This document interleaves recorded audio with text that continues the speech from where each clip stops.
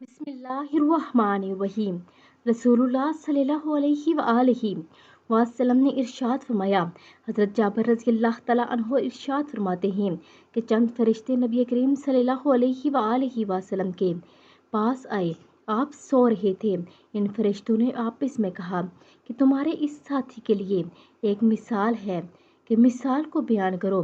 बाज़ फरिश्तों ने कहा कि ये सो रहे हैं और बाज़ फरिश्तों ने कहा कि इनकी आंखें सोती हैं और दिल बेदार रहता है।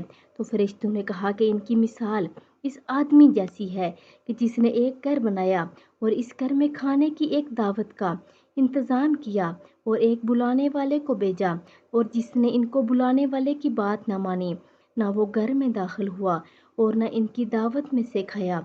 फिर फरिश्तों ने कहा कि इनकी मिसाल का मतलब इनके सामने बयान करो। इन पर बाज़ फरिश्तों ने कहा ये तो सो रहे हैं, और बाज़ ने कहा इनकी आंखें सोती हैं।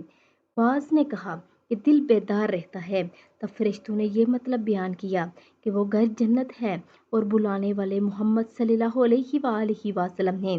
लिहाजा जिसने मोहम्मद सल्लल्लाहु अलैहि वआलिहि वसल्लम की अताअत की, इसने अल्लाह की अताअत की, और जिसने मोहम्मद सल्लल्लाहु अलैहि वआलिहि वसल्लम की नाफरमानी की, इसने अल्लाह की नाफरमानी की। और मोहम्मद सल्लल्लाहु अलैहि वआलिहि वसल्लम की वजह से लोगों की दो किस्में हो गई।